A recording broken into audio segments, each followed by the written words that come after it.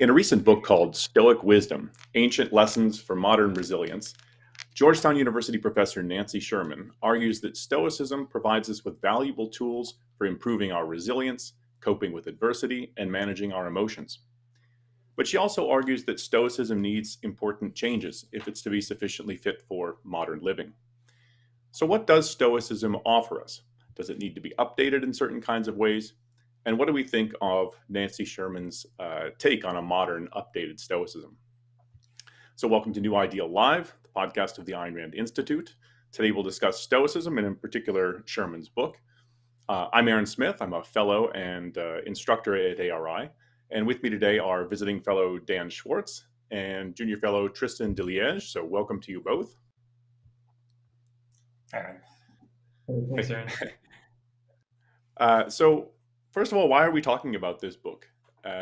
Well, I think Stoicism has become a popular philosophy once again. So it was popular in the ancient world, and it's gaining a lot of traction today, I think, in many circles. There are Facebook groups dedicated to Stoic philosophy, Stoic practice. There's an annual conference, Stoicon, like we have our OCon, Objectivist conference every summer. They have a kind of annual conference, so it's really kind of gaining adherence. And I think that's an interesting phenomenon to consider. Both what it is that is attracting people to Stoicism, why people are turning to ancient philosophy for some kind of life guidance and perspective and so on. I find all that whole phenomenon interesting. And Sherman's book elaborates on both of these issues. What are some of the things that people are finding value or she finds valuable in Stoicism, and what some of the attraction is. Now, I'm guessing that most of the audience has not yet read the book. It came out last year, though some of you may have. So our plan today isn't to do any kind of full book review or to discuss every element of the book. We don't have time for that, of course. But we do want to discuss some of the features of Stoic philosophy that Sherman is highlighting and what we think of them. So don't expect a formal book review, but we will cover some of the major issues that are in the book and I think worth talking about.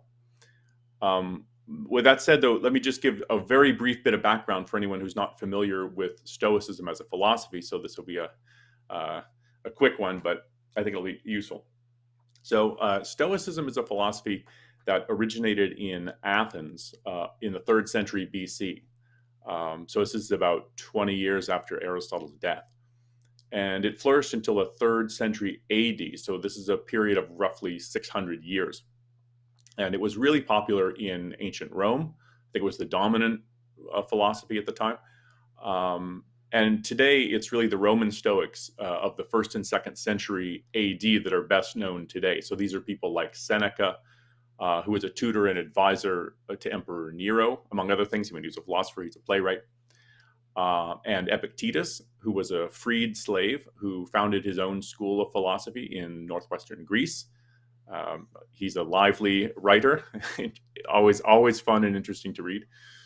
And of course, there's the emperor, Marcus Aurelius, who he's strictly speaking not a philosopher, but he's philosophical, I think, by nature, and he uses Stoicism to kind of help him manage his life and his emotions and the conflicts and so on. So he has a private journal that's known to us today as the Meditations, and it offers us kind of a window in on what Stoic reflection looks like and what it means to bring a Stoic perspective to one's life and troubles and so on.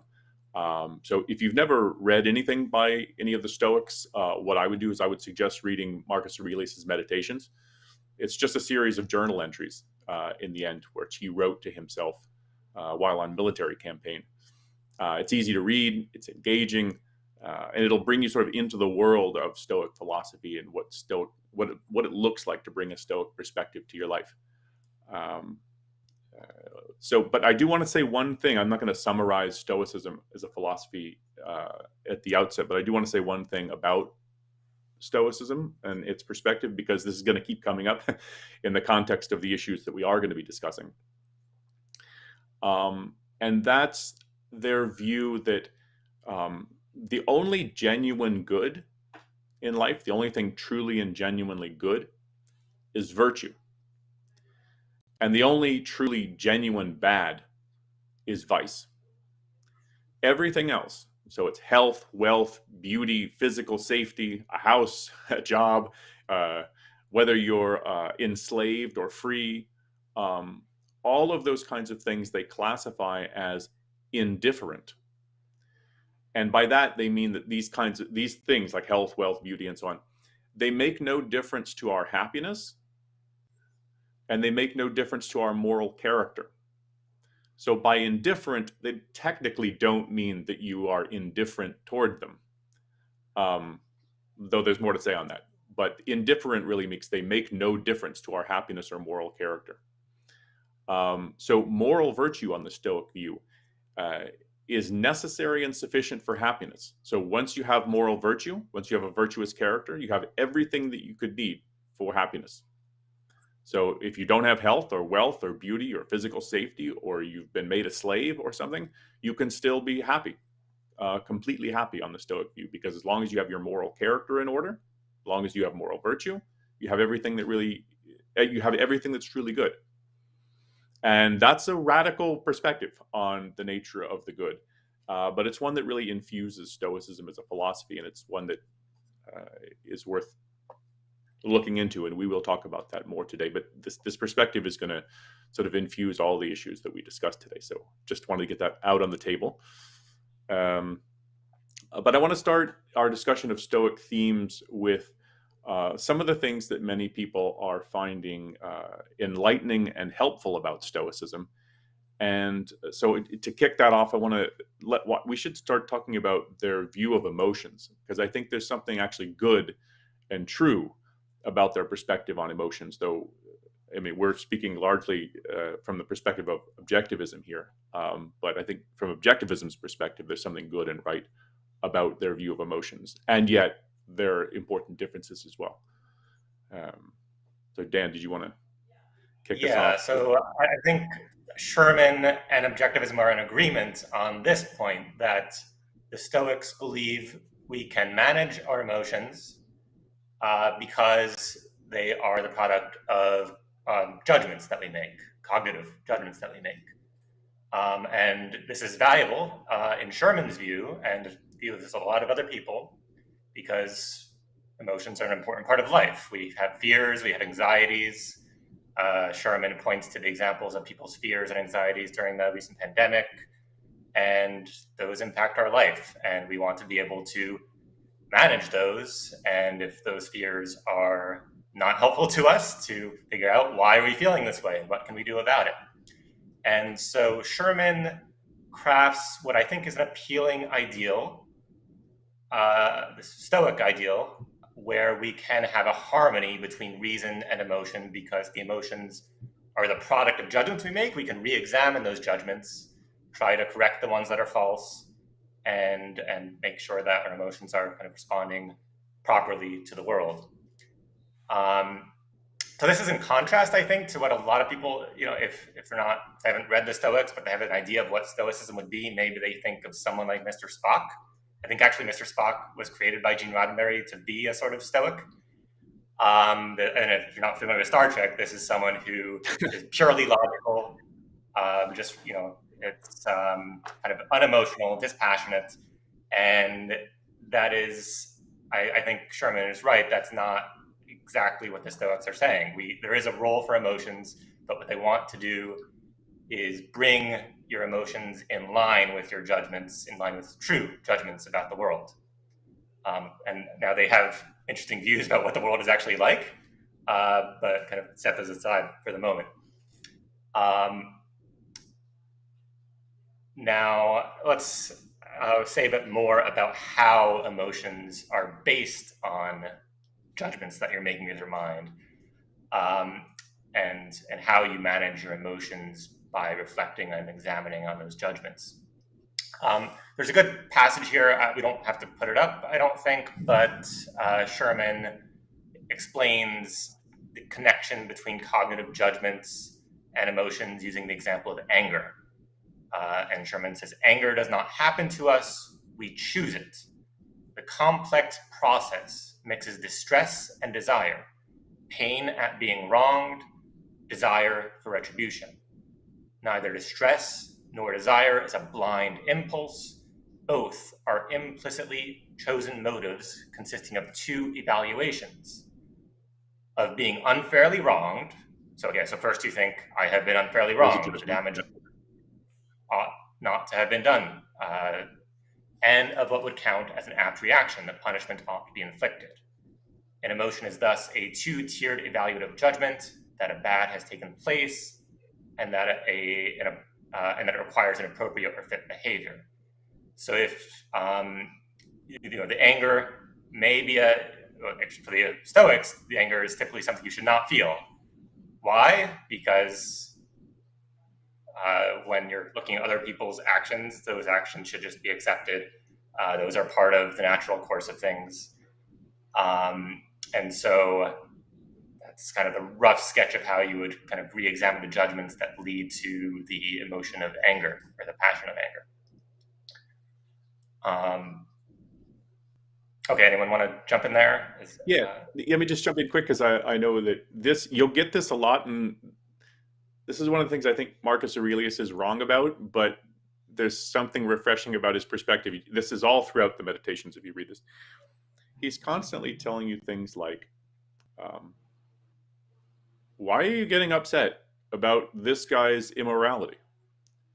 Remember what the only true good is your own moral character. If this guy over here is being immoral, it doesn't affect my moral character, and that's the only way I can be hurt. I mean, he might punch me in the mouth, but that's an effect that affects my body, not my moral character. And so, several things. He would say is one is, I can't truly be harmed. A good man can't be harmed because no one else can affect my moral character. They might chain me up. They might put me in jail. They might punch me. They might take away my home or exile me. But that's not the real me. The real me is my inner moral character. And that's the thing that is in the inner citadel, protected from all harm. So, and similarly, he takes the view from Socrates, and we won't really get into this, but just to mention it, is he takes the view from Socrates that no one does wrong willingly. And so when somebody else is vicious as a person, immoral, it's because they don't understand the true nature of the good and the true nature of the evil. And so we should more feel pity, if anything else, for them. So there's a way in which anger needs to be sort of excised from our emotional life. And I'll have more to say about that, but they have a perspective on what they call passions in general. But I don't know, do you want to say something before because I have something to say about what they think about passions. Sure, yeah. I think when we think about what's going on with the Stoic view of emotions as cognitive, so I agree with, I think Dan is right to point out that part of what people respond to that's valuable and that is brought out by things like cognitive behavioral therapy, and maybe we'll talk more about that later. But with CBT and the evidence that backs it, and the experiential benefit that you have of realizing that your emotions are cognitive, is something that I think the Stoics are really right about and that people respond to. And part of what's going on with it as something that people are responding to, I think, is that it's very empowering. Because if you realize that your emotions are based on judgments that you've made, well, those judgments can be right or wrong. And if you can correct those judgments, then you can at least be free from emotions that are based on incorrect judgments.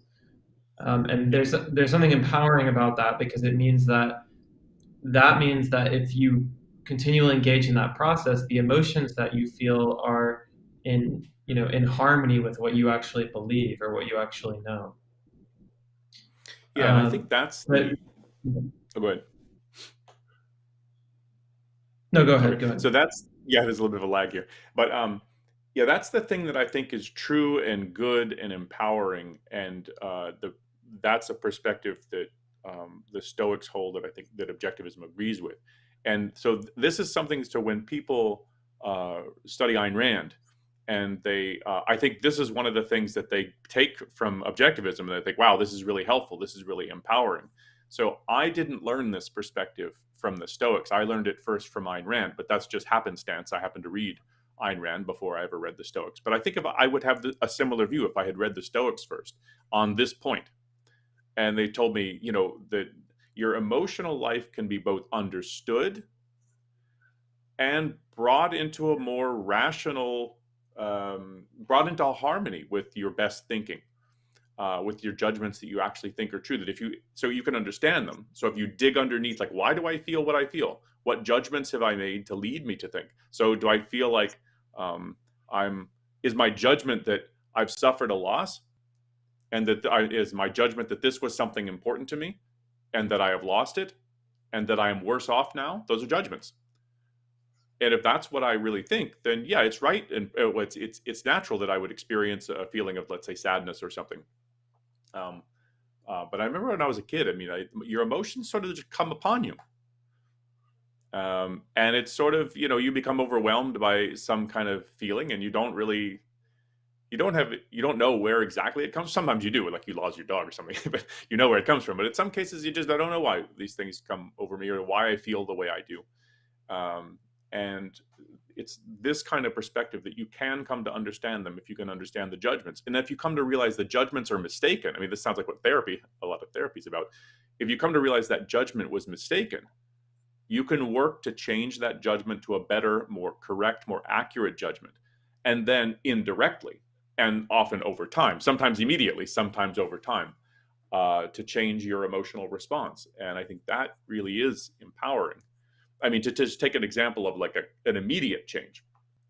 The example I always think of is somebody's driving really slow in front of you on the interstate, like you're going 70 or whatever, you know, and somebody's driving really slow in front of you and really slowing you down, and you're trying to get to work. And your thought is, well, this is just a thoughtless jerk, right? You know, and that's a judgment. And you have an emotion of, say, irritation or something like that, vexation. It's like that word. I've never used that in a sentence before. But then suppose you pass them, and you give them an angry look, or you know, whatever one does, and you realize that the person is injured in the car, and your emotion will switch immediately to maybe something like concern or worry or distress or something like this, like they're hurt, you know, and so you realize that they're not just being thoughtless. Your judgment changes and your emotion changes quickly. Now, when it comes to deep-seated things like issues related to self-esteem and am I any good, and you know, things that people really struggle with over time and over years, like it's not just change the judgment and then the emotion changes. It's not that quick. These things take a lot of time, but nonetheless, it gives you a way forward, which I think is empowering and good. And so to the extent that people are pulling that basic principle out of Stoicism, I think they're pulling something good. But there is a twist to Stoicism's own perspective on this, and that's that the Stoics viewed most of our emotions as irrational and to be avoided. So they called these emotions passions. So these are emotions like desire and fear, pleasure and distress, and all the sub-variants of pleasure or fear. But desire and fear, pleasure and distress. So these things are, in general, they are irrational because they consist in attachments to what we called before as indifference. You know, so a desire for a new job or a fear of losing it, pleasure at getting that new job, distress at failing to get the job, and you can switch in job to house, girlfriend, you know, whatever it is. You lost your favorite cooking knife. It just doesn't really matter. But you have these experiences of desire, fear, pleasure, distress. Most of these are irrational because they really constitute a connection to things that in the end don't have a genuine, they're not genuine goods. And the losses of them or the failing to get them aren't genuine evils, genuine bads. And their view is that those sort of emotions about desire, fear, pleasure, distress, and so on, what they do is they're partly irrational because they involve a mistaken judgment that these things are good and the loss of them is a bad. And their view is they aren't really. So in the end, they're just irrational pushes and pulls that we experience as based on a sort of a misassessment of what's truly good and truly bad. And I think that I don't agree with that. I don't think that is the right way to think about it. But we'll probably talk more about the issues of what counts as good and what counts as bad, what is a value and what's not a value, and so on. And I think just one more thing, Aaron, is we can add to, before we make this transition into maybe talking more about the passions, or talking about the limitations of this view, but one other thing to consider is that in a point of favor, I would say, for Stoicism is that it is true that often, for example, fear holds people back in ways that, are irrational. So, for example, many people have too much fear of, taking a job they love over financial security. People have fear of, you know, the displeasure or unpopularity that they might face from certain decisions, or displeasure of others. And people allow themselves to get angry in irrational ways all the time. And Nancy Sherman does, bring those examples to bear to bolster her arguments. And certainly looked at from that light, or focusing on those kinds of examples, it's certainly true that realizing the emotions are cognitive can help us in noticing those situations in which our emotions are actually not serving us and not enabling us to live rationally. But the thing, I agree with that. I think the thing that I take issue with in the Stoic perspective is that the labeling of whole categories of emotions as irrational, I think, and I think Sherman would agree actually, but at least to some extent, that there is such a thing as rational anger.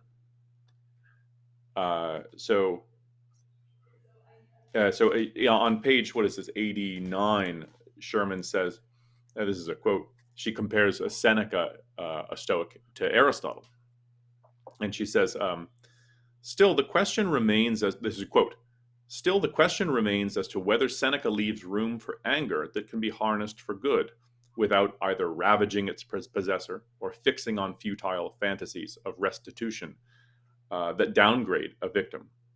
Seneca casts himself in dialogue with Aristotle, whom he rightly says, quote, stands up for anger, and, quote, as the spur to virtue.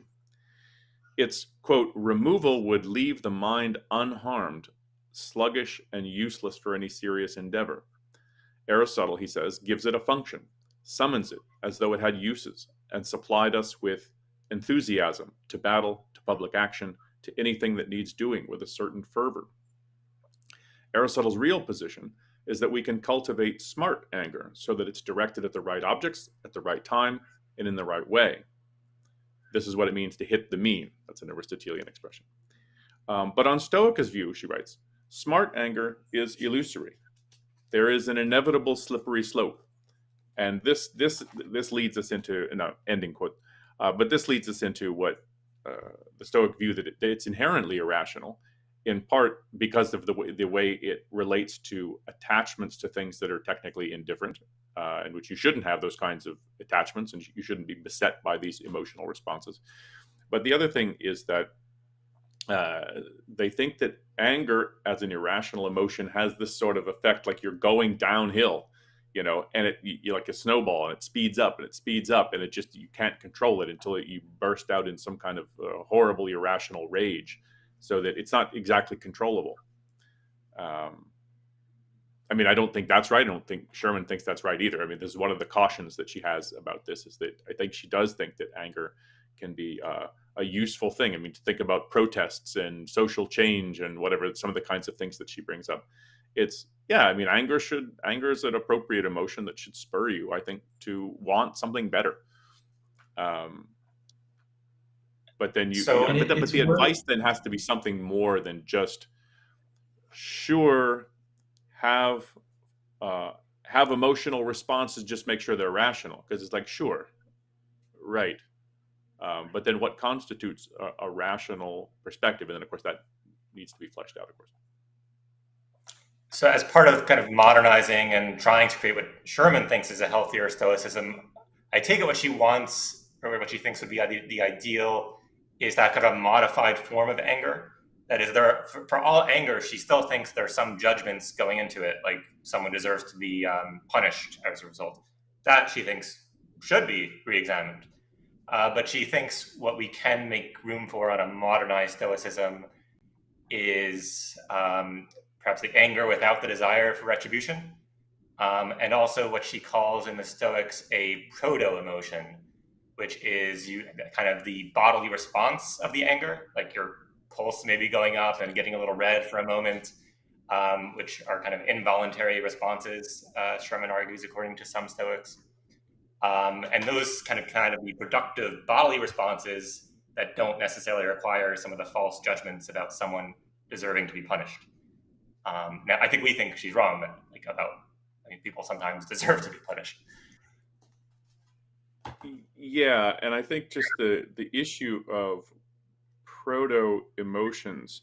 So this is on page what is this? 81. This is a quote from Seneca that she gives. If anyone thinks that pallor, when you turn pale, usually out of fear or something, if anyone thinks that pallor, falling tears, sexual excitement, or deep sighing, a sudden glint in the eyes, or something similar are indications of an emotion, he is wrong. He fails to see that these are just bodily agitations. That's an end quote from Seneca. Sherman goes on to say, they may be involuntary, but necessary for our survival. So me inserting editorially here, you might think that these are kind of built into our frame, so to speak, to kind of protect us in various kinds of ways. Going back to Seneca. This is from Seneca. Thus it is that even the bravest man often turns pale as he puts on his armor, that the knees of even the fiercest soldier tremble a little as the signal is given for battle, that a great general's heart is in his mouth before the lines have been charged against one another, etc., etc. And the idea is that these, stepping out of the quote now, and that the idea is these are sort of proto-emotions. They're bodily responses or reactions, and not emotions, technically, for the Stoics. But even that I don't think that's plausible. So partly because there is a judgment there being made, I think, pretty clearly. What does it mean when the soldier's putting on his armor? So if I put on a blue hat, I don't know, it doesn't really mean anything to me. It has no significance. I could just find it annoying. I don't want to have a hat. But it has no deeper meaning. There's no judgments associated with it. But I'm putting on my armor. What I know is this armor's here to protect me against the spears and swords and stuff that I'm about to face, that I'm about to go into battle, that my life is at risk. And so it's, even if you're brave or like a public speaker or something, you're seasoned public speaker, or you're Vladimir Horowitz, the famous concert pianist. I mean, he gets nervous when he goes on stage, right? It's those things are because you might fail, you might get hurt. There's some big issues at stake. So there are all sorts of judgments that are involved in one's response. So I don't know that classifying certain kinds of reactions like that as proto-emotions is very helpful in this regard. Aside from things that are literally built in, some fight or flight kind of thing that you don't have any control over, and it's not really based on any kind of judgment, more or less. It's just you're sort of set up to respond in a certain kind of way over which you have no control. But I put on my armor. It's like, or if I get ready to give a talk at a big conference or something, and I'm getting my mic, they hook you up with a mic and stuff, and they hook you up, your mic starts to feel a little nervous, but that's because I know I'm about to go on stage, and there are judgments. And what if I don't remember what I was going to say or whatever? So those are all judgments as well. Yeah, go ahead.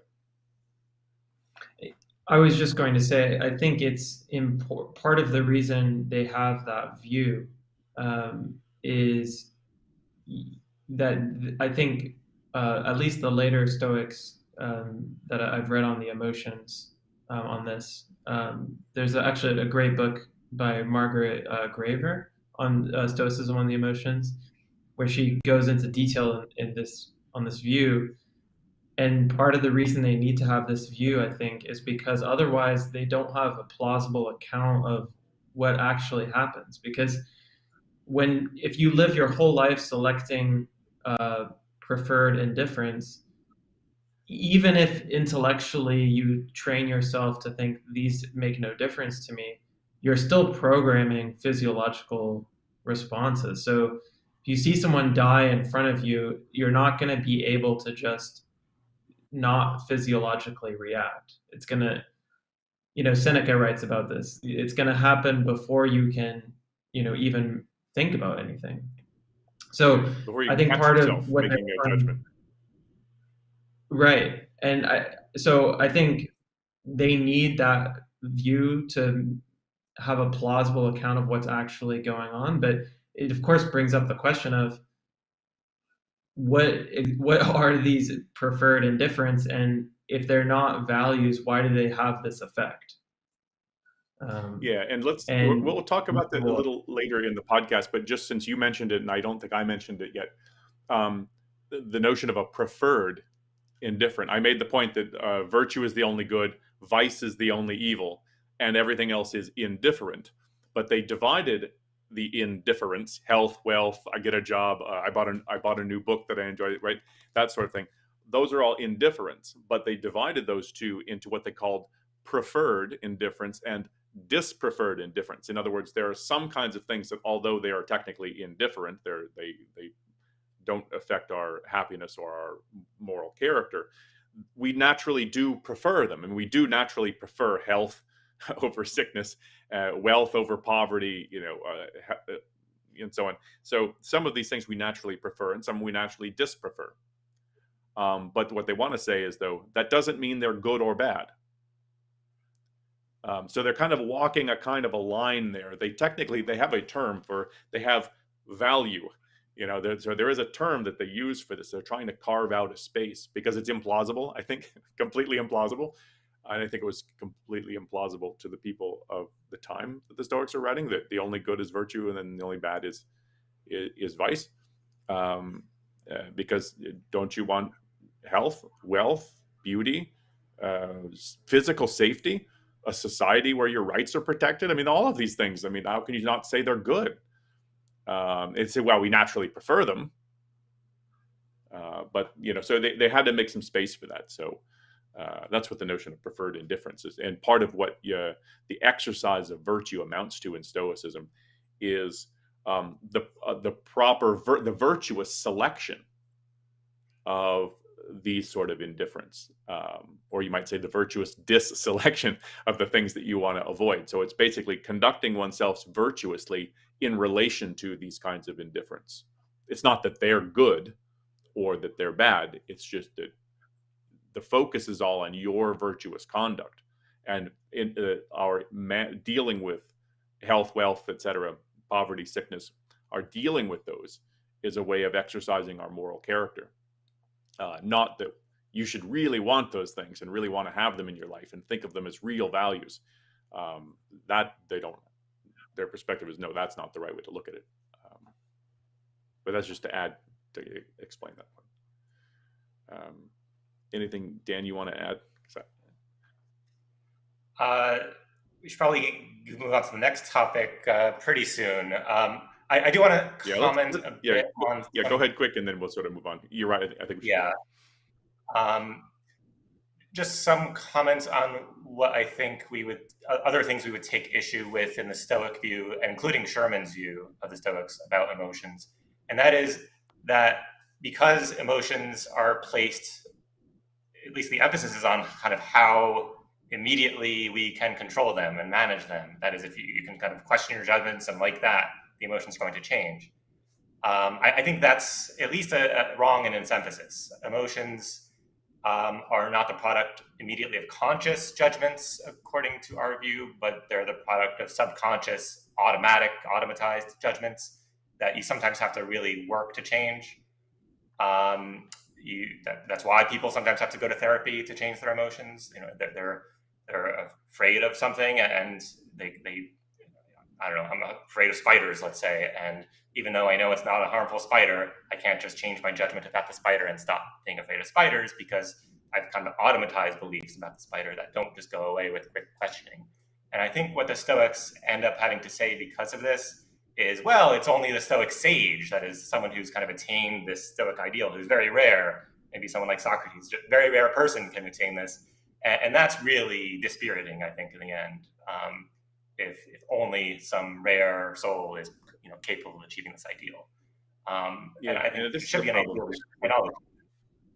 Yeah, and this is a problem the Stoics had to sort of address, and they did it. One of the ways in which they did it is, so their view was everybody is a fool and a sinner, except the sage, which comes across as he's as rare as the phoenix, so like once every 500 years or something like that. So it's a kind of, they put an ideal out there that seems really implausible, but then, and that I agree would be really dispiriting. But then they introduced the notion of I think they called it the protrepticon. It was the kind of the person who's making, quote, making progress. So the idea is that you're moving.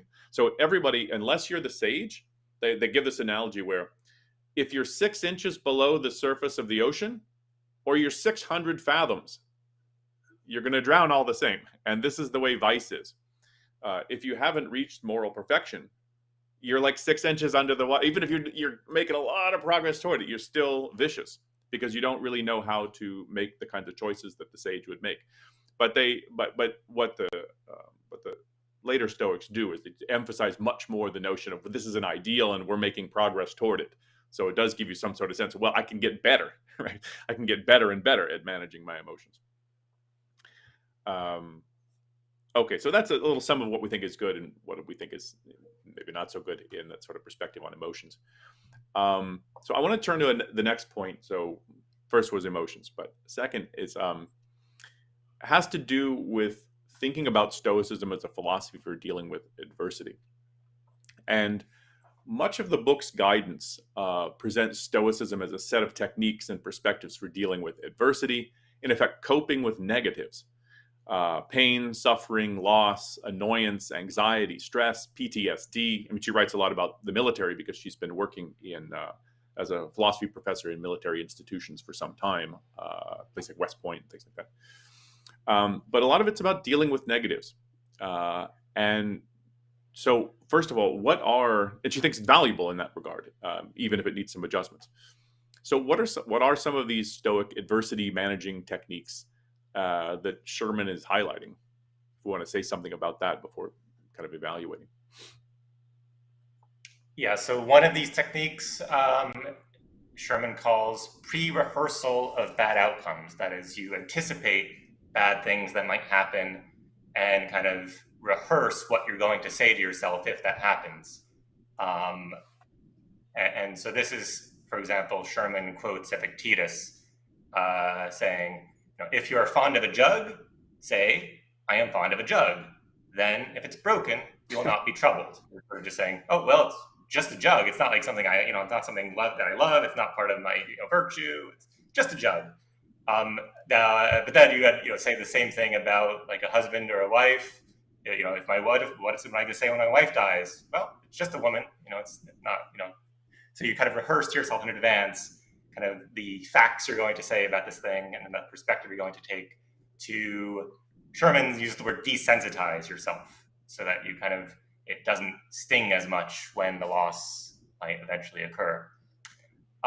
Sherman notes, and I think this is my experience too, that when she explains this initially to her students are shocked. Like, what kind of inhuman perspective is this on values, that you're going to desensitize yourself to them and not really care if your husband or wife dies, or even if you lose, most of us would think, yeah, it's okay to get upset if your phone breaks or something. But the goal here is to kind of pre-rehearse these things so that you desensitize yourself to the eventual loss.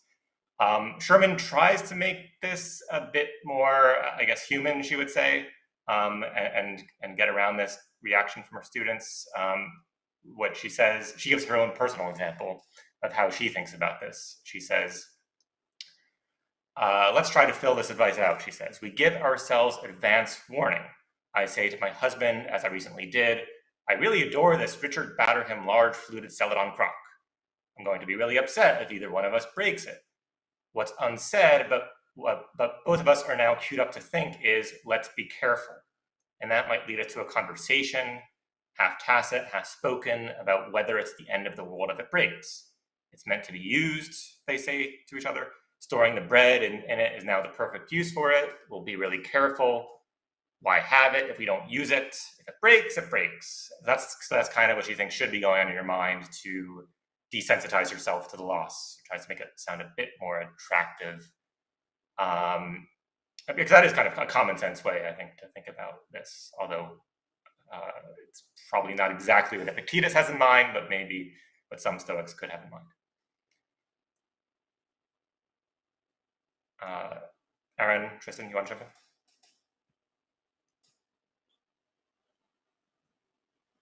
Yeah. Aaron, you're muted. Sorry, they're doing some work out back. I'm trying to minimize the sound. Yeah, I mean, so you mentioned it. I don't think this is exactly what Epictetus has in mind. I don't think it is exactly what Epictetus has in mind, nor I think does she agree with the perspective Epictetus has. I mean, his view. I mean, his view is that you should do this the same thing with your child. Is that every night when you go tuck your kid to bed, you give him a kiss, and when you do so, I mean, just tell yourself this child is going to die, and don't let your elation or your joy or your enjoyment of your contemplation of your kid and so on get away with you, because remember, don't get too attached. Remember that they're mortal, and you have to constantly keep that. You constantly have to keep tempering or staving off a kind of attachment, even if it's your child. And he says, in context of the child, it's like a cup that got broken. A cup broke, and then you won't be harmed, he says. Well, that's pretty stark.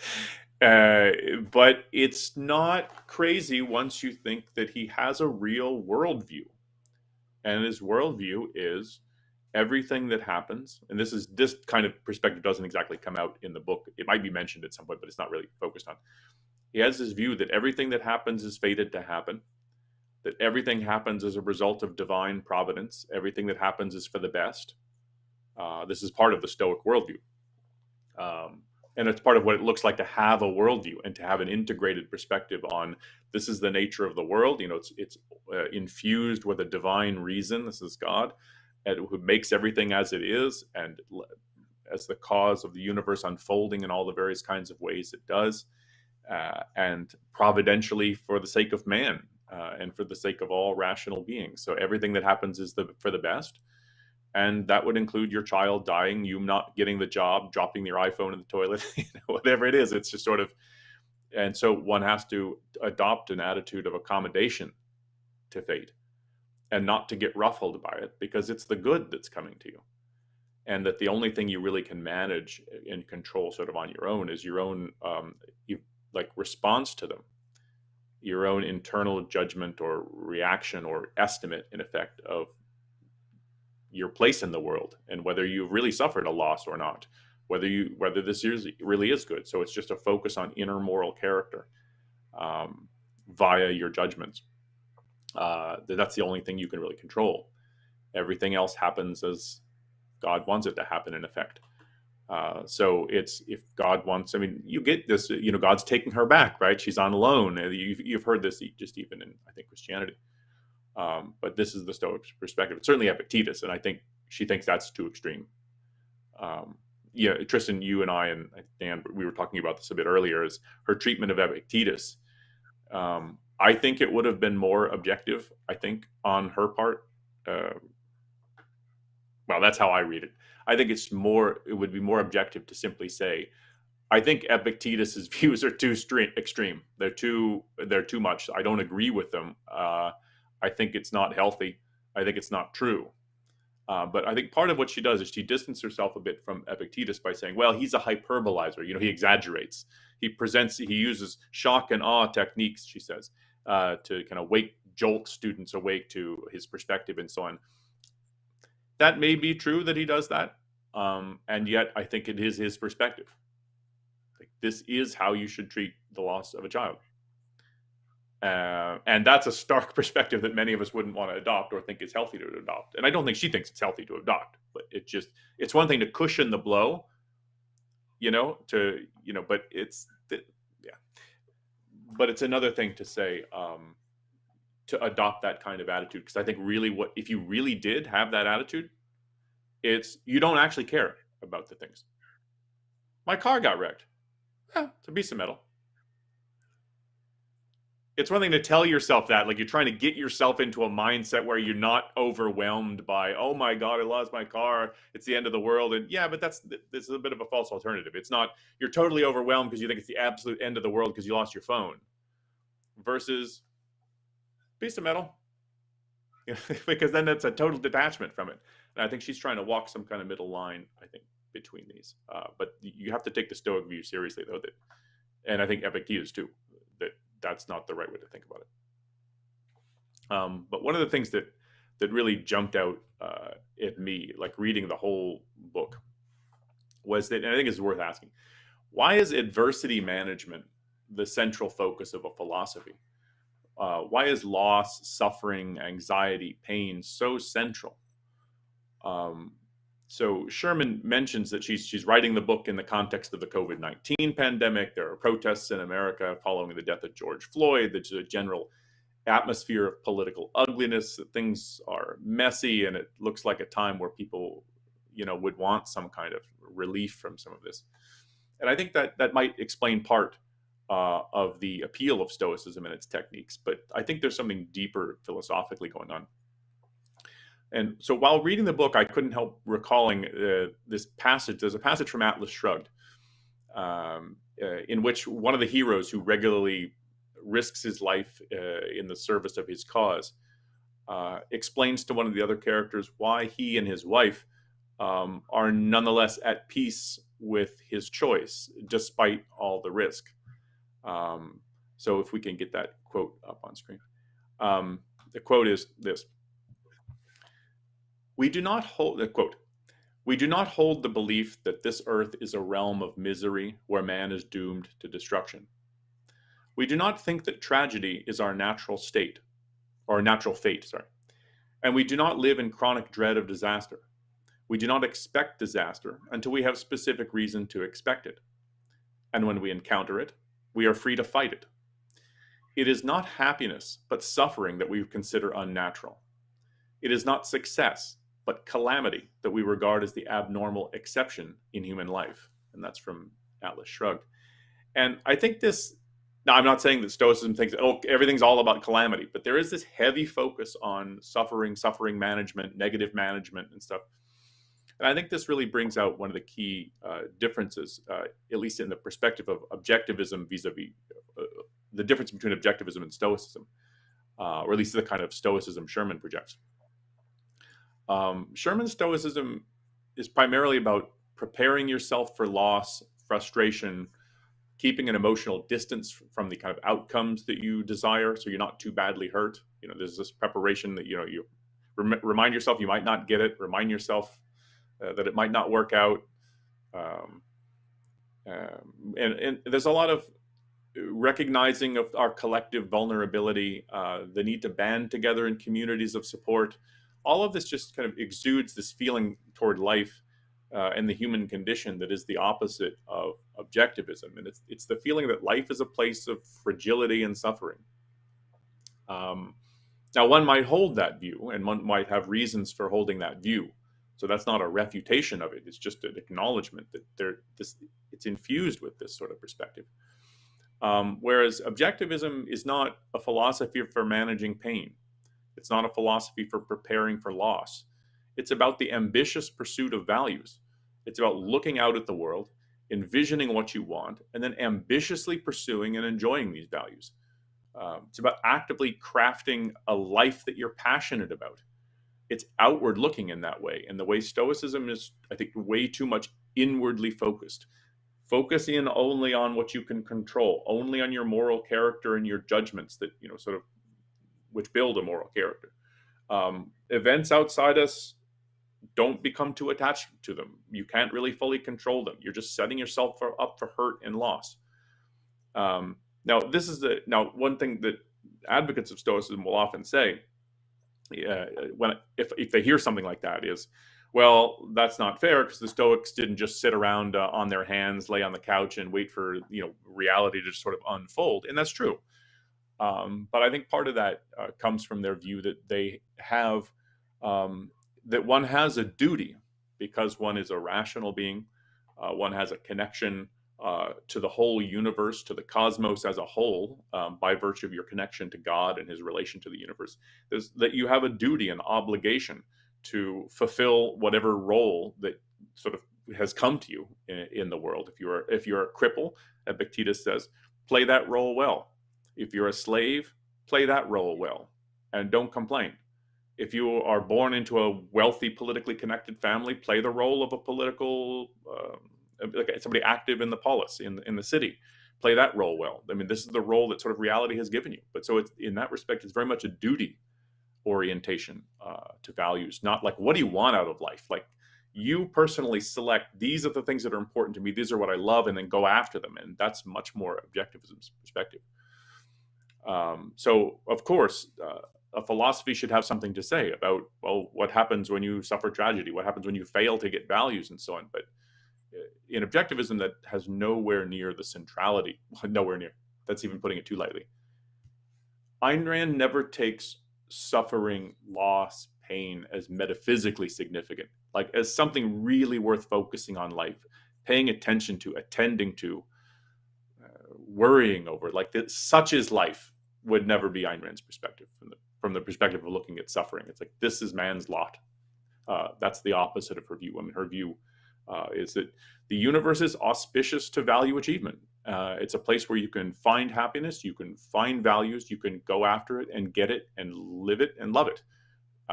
That's what's normal and to be expected in life. Sorry if I went on a little long, but that really jumps out at me in the book, and it's such a contrast. Yeah, and just to add to that, Aaron, because I think if we're bringing up the examples of her novels, I think they actually have great examples of resilience. So, not to spoil, I really hate spoiling the novels, so I don't want to say anything that would spoil them. But, for people who have read them, if you think about what Rourke goes through in the course of his career, or what Dagny faces in the course of Atlas Shrugged, there's an enormous amount of resilience. But Objectivism's perspective is not, oh, now you have to focus on how to avoid that loss or how to avoid the pain that's involved with adversity or involved with challenges. It's actually the opposite. It's actually, those are the opportunities when you need to focus on your values and the things that matter to you the most, because that's what enables you to keep living. And that's something that I think is interesting about Stoicism that's not often questioned, which is and I think, that it's assumed. I'll just say one more thing. It's assumed that the solution to dealing with loss and adversity is to distance yourself from it, and to have it not affect you. But what's not often brought up is that, in actual experience, it's very often the opposite that happens in cases of adversity. So, for example, one of my favorite books, Man's Search for Meaning, Viktor Frankl talks about how a lot of the people that he knew that survived the concentration camps were people who held a deep belief in the value of humanity. They believed in each other, they trusted each other, and they weren't sort of just training themselves to distance themselves from what they were experiencing or dissociating themselves from it. So obviously, I'm not a psychologist, and there may be cases in which something is so traumatic that kind of dissociation is appropriate. Obviously, it worked for I forgot his name, but the guy that was a prisoner of war that used Epictetus. Oh, James Stockdale. James, yeah. That's a Yeah, hell of so a story, by obviously, the way. If you ever, yeah, people should look that up. That's interesting. He was in a POW camp in Vietnam for like what 8 years, tortured and stuff. And his view was that his reading of Epictetus, it really helped him cope. But it also brings out the idea like we don't live in a prison camp, like right. metaphysically. And right. And I guess it's just to say one more thing on that, just to wrap that point out. It's just for each of those examples, I think you can find a multitude of examples of where people handled loss or handled terrible suffering or adversity precisely by holding on to values, precisely by focusing on the things they still had, or the things they still believed in. Yeah, And when we look at people in life who achieve great things, who like achieve a really high potential of what they're able to do, whether it's in athletics or in science, or indeed in philosophy, those people face great adversity and a lot of difficulty. But what enables them to succeed is normally a belief in the value and the of what they're doing, yeah. um, And I think that and not some that's the major. positivism. Sorry, I mean that's the major difference between that's a major difference between objectivism and stoicism on this view. And can we get the quotes from Atlas Shrugged about values and virtues up? Because, like I said, the Stoic view is that the central thing for you to focus on is virtue, your moral character. Whereas objectivism's view is, and this is putting it a little too strongly, but virtue is a means to an end. So here's a couple of quotes from Atlas Shrugged. Value is that which one acts to gain or keep. Virtue is the action by which one gains and or keeps it. So virtue is valuable because it's your means to values. Values are the focus. It's like you think about, you want a house, you want a career, you want love, you just look out in the world. There's all of these things to have. I mean, ultimately, the value is life. So it's your ultimate value is life, and everything has meaning and value in relation to your own life. It either sustains it, enhances it, advances it, enriches it. But these are largely the things that the Stoics think of as indifference. When you think of all the things that make your life meaningful, worthwhile, worth having, worth hanging on to, I mean, those are the things that the Stoics think of as indifferent, as neither good nor bad, as not genuine goods and values. And objectivism has a very different view. Virtue is, and here's the other quote, virtue is not an end in itself. The Stoics think it is, by the way. Virtue is not an end in itself. Virtue is not its own reward. Life is the reward of virtue, and happiness is the goal and reward of life. And so really objectivism's view is much more outward focused. It's much more focused on the actual values that you can achieve in the world that enhance, enrich, and advance your life. It's not all about make sure your inner moral character is good and then you're all good to go. You've got everything that you could need in life. You could have everything for happiness. And I just don't think that's true. I think happiness requires externals. I mean, Aristotle, I think, is right about that. Not about every aspect of Aristotle's view, but externals is puts too much distance. They're just external to happiness. No, they're the values that sustain and enrich your life. I mean, if you ask the Stoics, why be virtuous? Or why is virtue the only good? And their answer is, well, virtue is the only thing that unconditionally benefits. So if you have wealth, maybe you'd use it for bad ends. Or if you're healthy, maybe you can beat up somebody more effectively, right? So any kind of value that you could choose could be used badly. And that's true in some sense, but it's just that, but why be virtuous? If it's not to attain values, it's, well, to be happy. But so how does virtuousness make you happy if it's not connected to the achievement of values? So this is, we were talking about this earlier, there's this sort of we'll have to sort of end that part of the discussion here, but there is a sort of unstable, is the word? Kind of an unresolved tension, I think, in the way they think about preferred indifference. It's like, well, they're technically indifferent, but we prefer them and we kind of want them in our lives.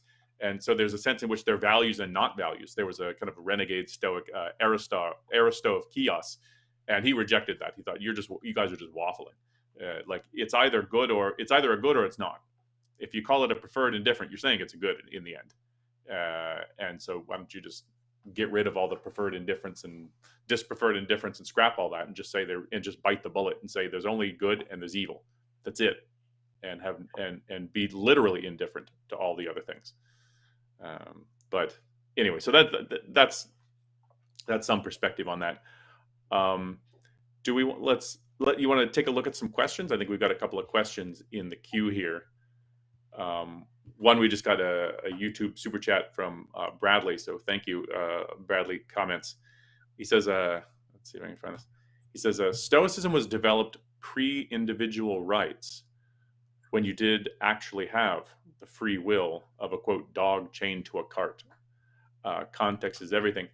I think the point Bradley is making is that, life is much more precarious and much more out of your control then than it is possible now, than it is now. And so it's more plausible for someone to have a perspective that, so the dog chained to a cart, it's something that Chrysippus was one of the great Stoics, one of the major Stoics. He was said to have said that you're like a dog chained to a cart. You can either walk willingly with the cart because you're chained to the cart, right? And the flow of your life will be smooth, or you can fight against the pull of the cart and kick against the chain and stuff. But you're going to get pulled along one way or the other because you're tied to the cart. The cart's bigger than you are. So in effect, you can accept your fate willingly and walk along calmly with it, or you can kick against fate futilely and suffer. But you're going to go either way. So the events will unfold as they do. And I think there's more of a sense that one was out of control or had less control over one's life then. And that's probably true. We got another super chat from Pooja. So thank you, Pooja.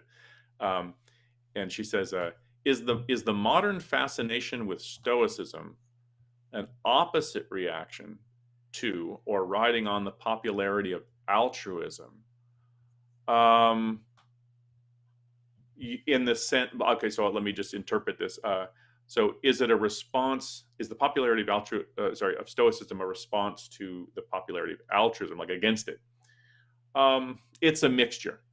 I think one of the reasons for Stoicism is becoming popular today is people are more and more, I think, I mean, I don't have numbers on this, but I get the sense that people are more dissatisfied with traditional religion, but they're still looking for some kind of a framework, some kind of a perspective on their place in the world and some kind of guidance in life and stuff. And I think that's one of the reasons they're looking to philosophies for this.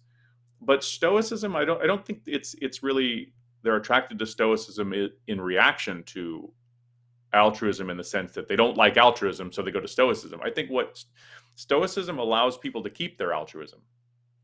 And I think it's one of the appeals of Stoicism.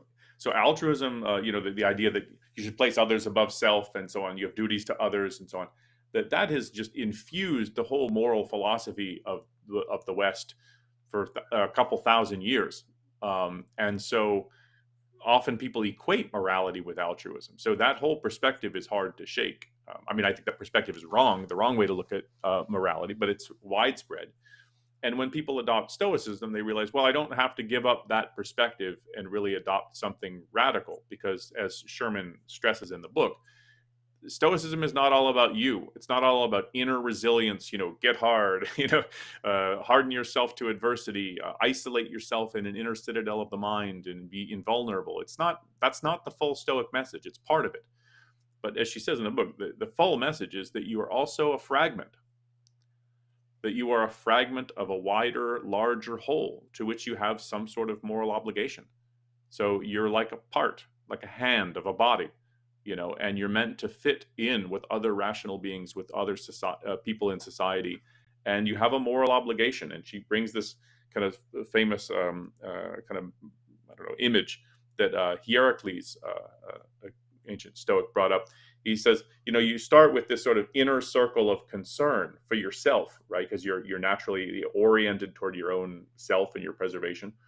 And then the little wider concentric circle is you're concerned with my hands are the camera, with your family or your kin or your loved ones, close relations. And then you have a wider circle of concern where the attachment becomes less and less as you go out. Let's say the people in your city, and then the people in your nation, and then wider and wider mankind in general.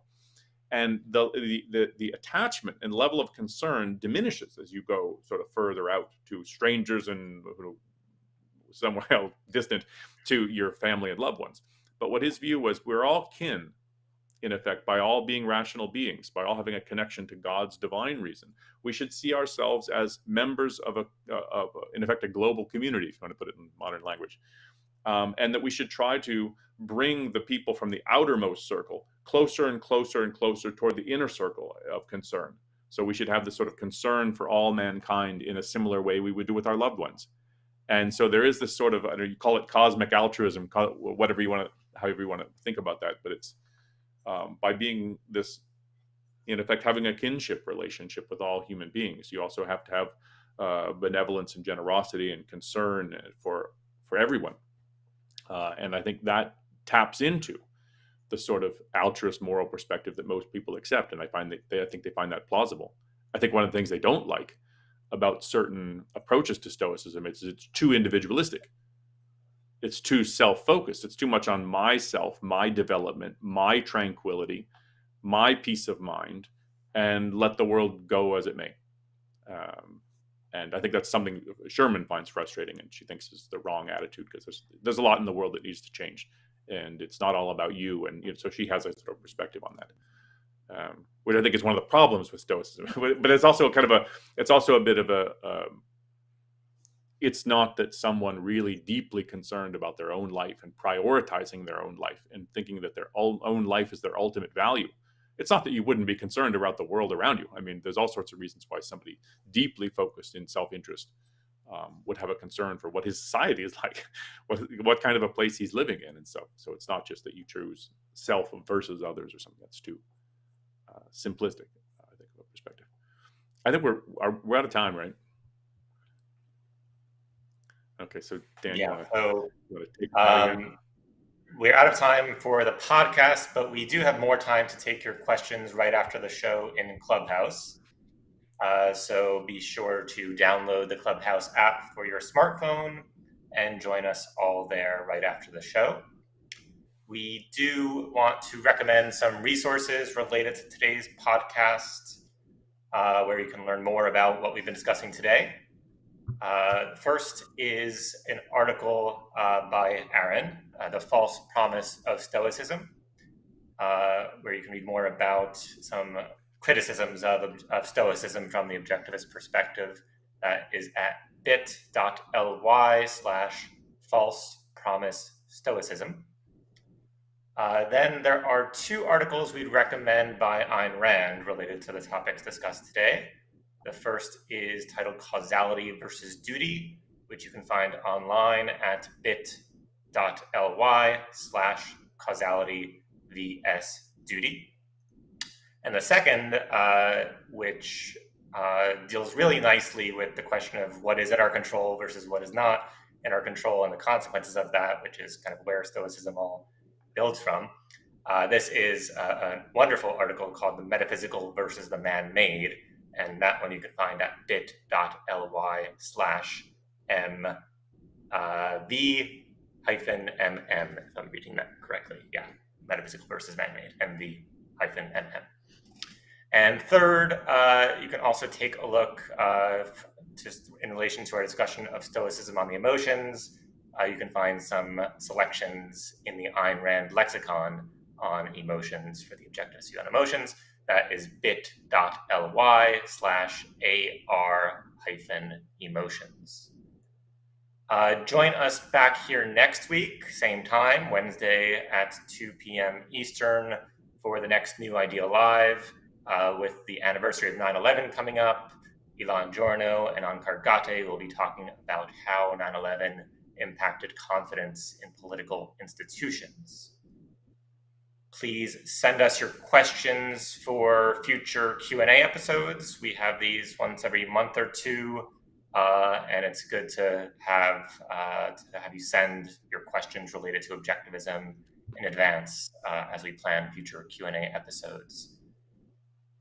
If you enjoyed this podcast, please subscribe to our channel on YouTube, hit that bell to get notifications for when we go live or when our new recordings are posted. If you're watching the recording, please like the show, comment on it, share the episode. It really helps us attract new viewers. And if you're watching on Facebook, please consider doing the equivalents there. If you have questions or comments about today's episode and you missed the Clubhouse, or if you have suggestions for future episodes, please send us an email. The email address is newideal@AynRand.org. We read all of your emails and we reply to many of them. So thanks, Aaron, thanks, Tristan, and thanks everyone for joining. Hope to see you everyone in Clubhouse in a moment. Great. I'll see you there. Thanks, everyone.